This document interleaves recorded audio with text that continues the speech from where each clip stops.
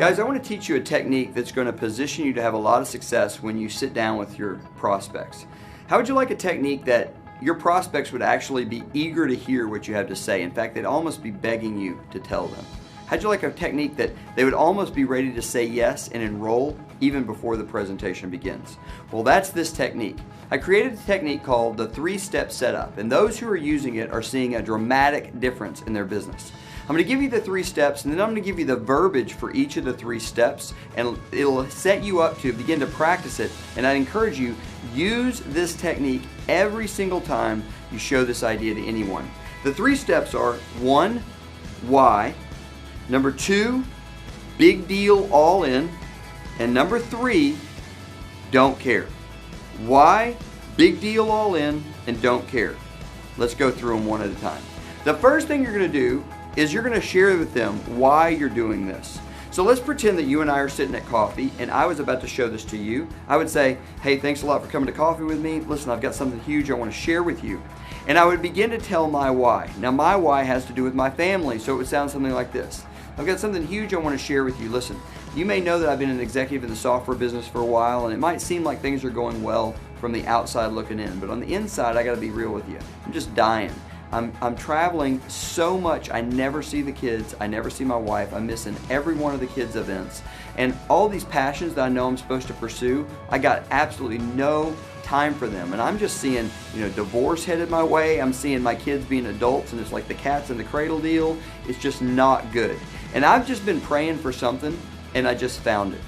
Now, let me back up and break that down. I gave you my why. Now, my why is not going to be your why. I gave you that as an example. Your why could be anything. We have people who are trying to retire and they can't. We have single moms who are tired of dropping their kids off at daycare. We have college students who are tired of burdening their parents with the financial woes of paying for college and want to get that off their back. We have people who, every kind of why, it doesn't matter what the why is, but what it does matter is that you are real, that you are vulnerable, and that you are raw. The more emotionally gripping your why can be, the better. And the last part of this first step is that you need to transition by saying you were looking for something and you found it. I use the phrase, I was praying for something and I found it, because I happen to be a person of faith. It doesn't matter, looking for or praying for, either one works just as well. But what we're doing is we're creating a problem in the mind of the listener. Here's my big problem. I was looking for an answer and I found it. That's step 1. Step 2 is going to be big deal all in. So the way that would sound is this. You've just said, man, I was looking for something and I just found it. Now this thing I just found, it is a huge deal. It's going all over the world. It's a viral social phenomenon, and I've done all the research, and let me tell you, this is my ticket. I am all in. All we said there, guys, is that it's big. We gave them a little reference to how big it is. We want them to know that this is not some small-time thing. This is truly happening all over the globe. Hundreds of thousands of people are getting involved. Now, we're not saying all that. We're just inferring it by telling them how big it is. And we've told them we've done the research and decided to put our chips all the way in, using the poker metaphor. So we're going to say it's a big deal. We've done the research and we're all in. The last step is don't care. And here's how that would sound. You've just said, and listen, I've decided I'm putting my chips all in. I am all about it. Now, here's the thing.